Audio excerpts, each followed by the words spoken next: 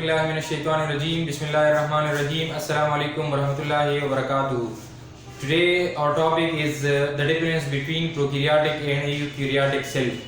जिस तरह हमें पता है कि जितने भी हमारे पास ऑर्गेनिज्म होते हैं वो सेल से बने हुए होते हैं और उनका जो बेसिक एंड फंक्शन यूनिट होता है वो सेल से बना हुआ होता है। तो फिर सेल को भी एक हमारे पास प्रोकैरियोटिक सेल होता है और एक यूकैरियोटिक सेल होता है।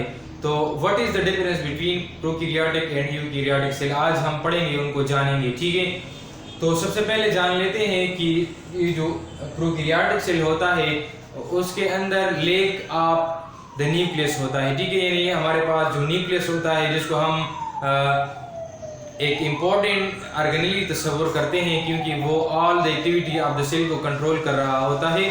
तो अगर हम प्रोकैरियोटिक की बात करें तो इसके अंदर न्यूक्लियस मौजूद नहीं है और यूकैरियोटिक के अंदर न्यूक्लियस मौजूद है। तो उसके अंदर जितने भी सेल एक्टिविटीज़ होती है तो वो न्यूक्लियस को उसको कंट्रोल कर लेता है। दूसरी जो बात है उसके अंदर लेक मेम्ब्रेन बाउंडेड ऑर्गेनेली है, यानी उसके अंदर जो प्रोकैरियोटिक सेल है उसके अंदर मेम्ब्रेन बाउंडेड ऑर्गेनेली मौजूद नहीं है। जिस तरह mitochondria, plastid, ribosome, Golgi bodies, etcetera, ribosome वगैरह जितने भी ये हमारे पास ऑर्गेनेली है सेल के या साइटोप्लाज्मिक ऑर्गेनेली है उसके अंदर मौजूद नहीं है और यूकैरियोटिक के अंदर ये सारे ऑर्गेनेली मौजूद है।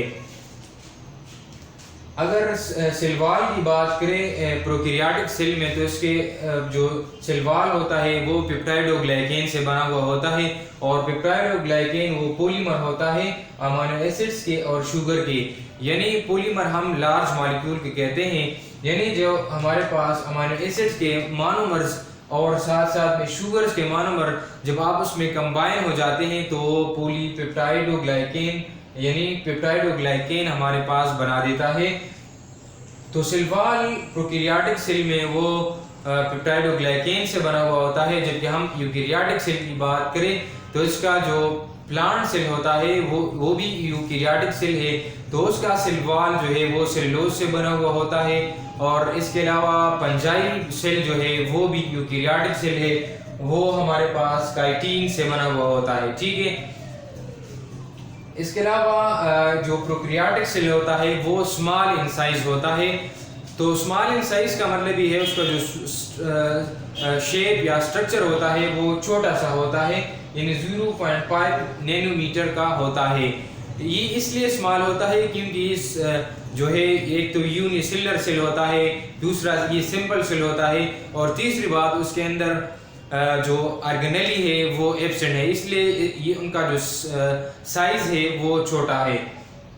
इसके अलावा जो यूकैरियोटिक सेल होता है वो 0.5 नैनोमीटर से बड़ा होता है। ये क्यों बड़ा होता है? क्योंकि इसके अंदर मेम्ब्रेन बाउंडेड ऑर्गेनेली भी है, मेम्ब्रेन बाउंडेड न्यूक्लियस भी है, उसका साइज जो है वो एक से ज़्यादा न्यूक्लियस से बना हुआ होता है जिसको हम मल्टीसेलुलर कहते हैं। तो इसलिए उनका जो साइज होता है वो 0.5 नैनोमीटर से ज़्यादा होता है, यानी बड़ा होता है। इसके अलावा जी जो हमारे पास प्रोकैरियोटिक सेल होता है वो सिंपल सेल होता है। सिंपल सेल क्यों होता है? इसलिए कि ये यूनिसेलुलर होता है, यानी सेल आपस में कंबाइन नहीं होते। अगर कंबाइन नहीं होते तो टिश्यू नहीं बनाता, अगर टिश्यू नहीं बनाता तो फिर आर्गन नहीं बनाता, अगर आर्गन नहीं बनाता तो फिर आर्गन सिस्टम नहीं बनाता, अगर आर्गन सिस्टम नहीं है तो फिर एक इंडिविजुअल ऑर्गेनिज्म यानी जिसको हम मल्टीसेलुलर ऑर्गेनिज्म कहते हैं वो वजूद में नहीं आता।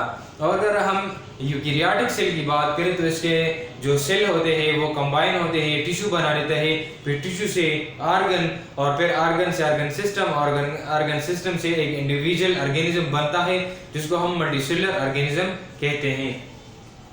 यानी उसके जितने भी ऑर्गेनिज्म होते हैं वो सिंपल ऑर्गेनिज्म होते हैं और यूकैरियोटिक जितने भी ऑर्गेनिज्म होते हैं वो कॉम्प्लेक्स ऑर्गेनिज्म होते हैं।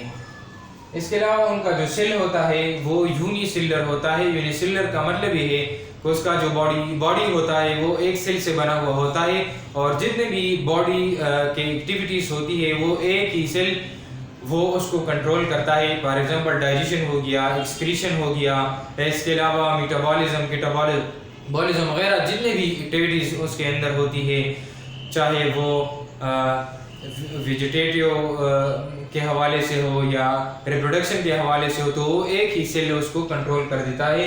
उसका एग्जाम्पल है बैक्टीरिया। इसके अलावा यूकेरियोटिक की जब हम बात करते हैं तो वो कम्प्लेक्स ऑर्गेनिज्म उसके अंदर होते हैं, और उसका जो सेल होता है वो मल्टीसेलुलर होता है, यानी सेल आपस में कंबाइन होते हैं, वो टिश्यू बना लेता है और इस तरह एक कम्प्लेक्स एक इंडिविजुअल बन पाता है। तो उसका एग्जांपल हमारे पास है प्लांट्स एंड एनिमल्स।